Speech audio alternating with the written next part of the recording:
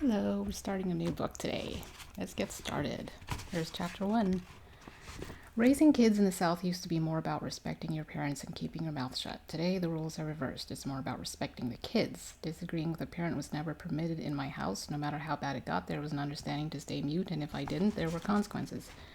In the Bible, it says your tongue is your sword. My tongue and my sword were me singing. My whole childhood, I sang. I sang along with the car radio on the way to dance class. I sang when I was sad. To me, singing was spiritual.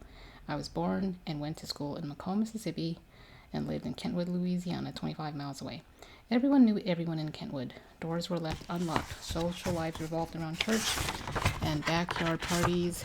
Kids were put in matching outfits, and everyone knew how to shoot a gun. The area's main historic site was Camp Moore, a Confederate training base built by Jefferson Davis. Each year, there are Civil War reenactments the weekend before Thanksgiving, and the sight of the people dressed up in military outfits was a reminder that the holiday was coming. I loved that time of year, hot chocolate, the smell of the fireplace in our living room, the colors of the fall leaves on the ground. We had a little brick house with green striped wallpaper and wood paneling. As a girl, I went to Sonic, rode go-karts, played basketball, and attended a Christian school called Park Lane Academy. The first time I was truly touched and got shivers down my spine was hearing our housekeeper singing in the laundry room.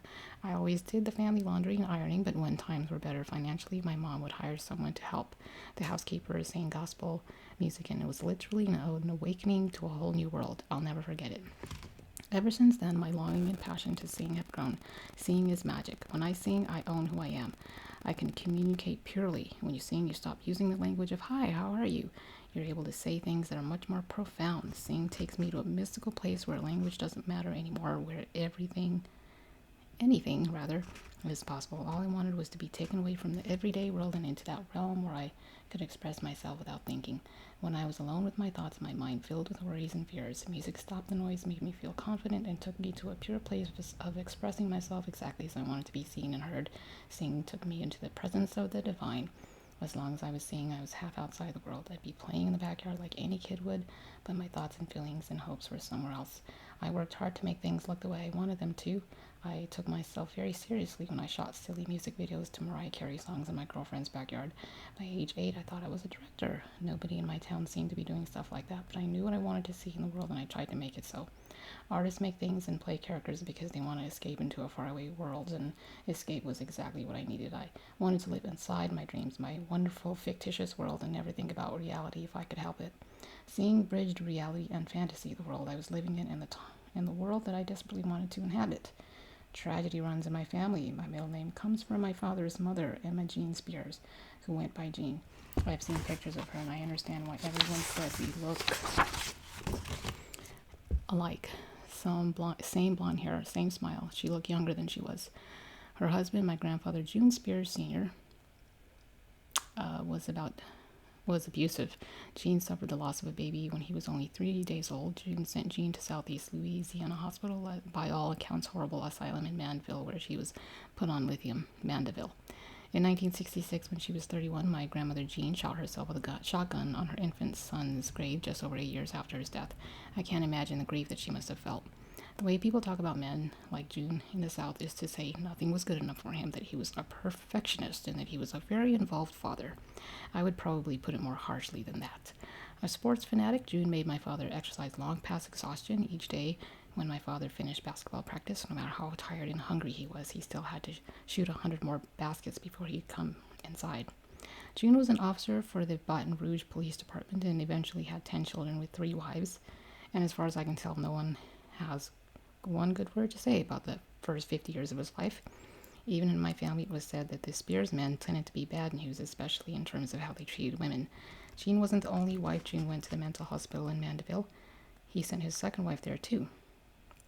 One of my father's half-sisters has said that June sexually abused her starting when she was 11 until she ran away at 16.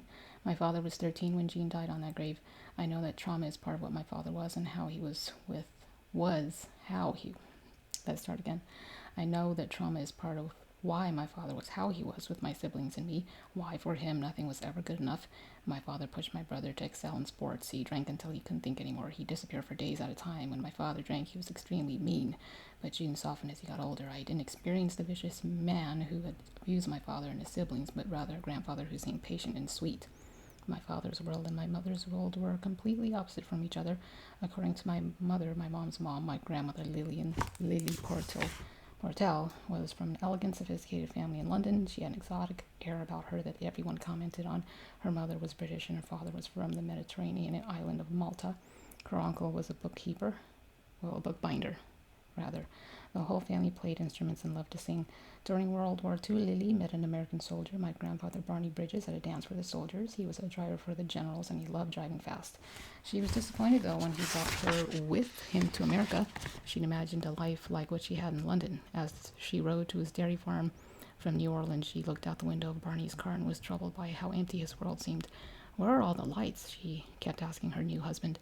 I sometimes think about Lily riding through the Louisiana countryside, looking out into the night, realizing that her large, vibrant, music-filled life of afternoon teas and London museums was about to become small and hard. Instead of going to the theater or shopping for clothes, she would have to spend her life cooped up in the country, cooking and cleaning and milking cows. So my grandmother kept to herself, read a ton of books, became obsessed with cleaning, and missed London until the day she died. My family said that Barney didn't want to let Lily go back to London because he thought that if she went, she wouldn't come home. My mother said Lily was so distracted by her thoughts that she had a tendency to start clearing the table before everyone was done eating. All I knew was that my grandmother was beautiful, and I loved copying her British accent. Talking in a British accent has always made me happy because it makes me think of her, my fashionable grandmother.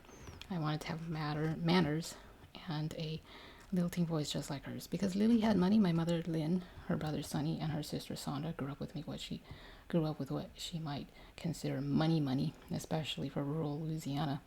Even though they were Protestant, my mom attended Catholic school. She was gorgeous as a teenager with her black hair, worn short. She'd always go to school wearing the highest boots and the tiniest skirts. She hung out with the gay guys in town who gave her rides on their motorcycles. My father took an interest in her as well as he might, and probably in part because June made him work so ridiculously hard. My father was unbelievably talented at sports. People would drive for miles just to see him play basketball. My mom saw him and she said, "Oh, who's this?" By all accounts, their relationship was born of mutual attraction and a sense of adventure, but the honeymoon was over long before I came along. Thanks for listening.